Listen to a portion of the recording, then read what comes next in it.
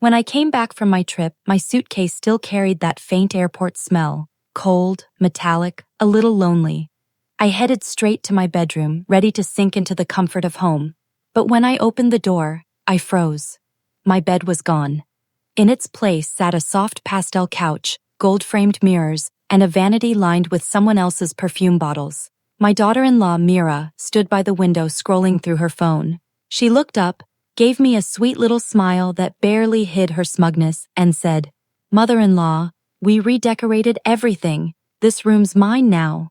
I stared at her, really stared. Not the room, not the furniture, but her.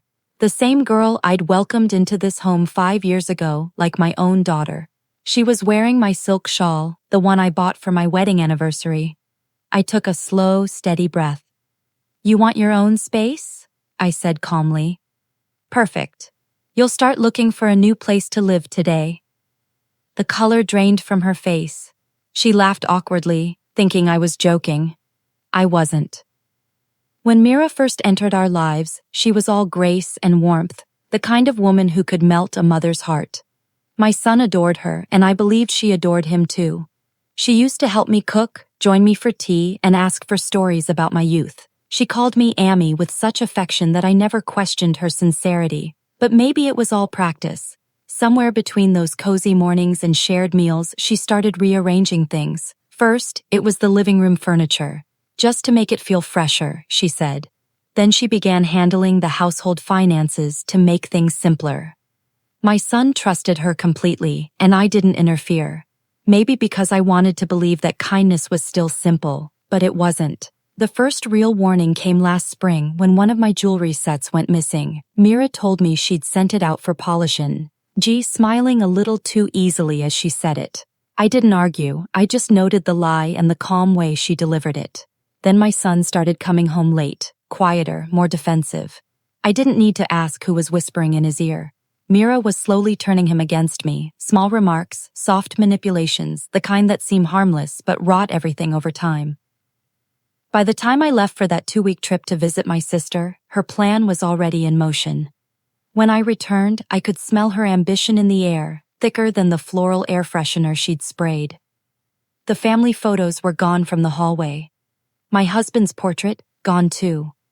In its place hung a modern painting of gold lines, as if wiping away the past could make her the new matriarch. But what she didn't realize was that the house was never in my son's name. Years ago, after my husband passed, I put the property into a trust, one that gave my son the right to live here, but not to own it. He never paid much attention to the paperwork. He had Mira for that. But I had my own quiet insurance plan. That night, I brewed tea for both of us. She hesitated before sitting down, her confidence beginning to fade. I watched her closely, the way she crossed her legs, the way she couldn't quite meet my eyes. "Mira," I said softly, "you redecorated beautifully, truly. But you made one mistake." She looked up, wary. "You thought this house was yours?" Her brow tightened. "I didn't." "This house," I cut her off gently, "belongs to me.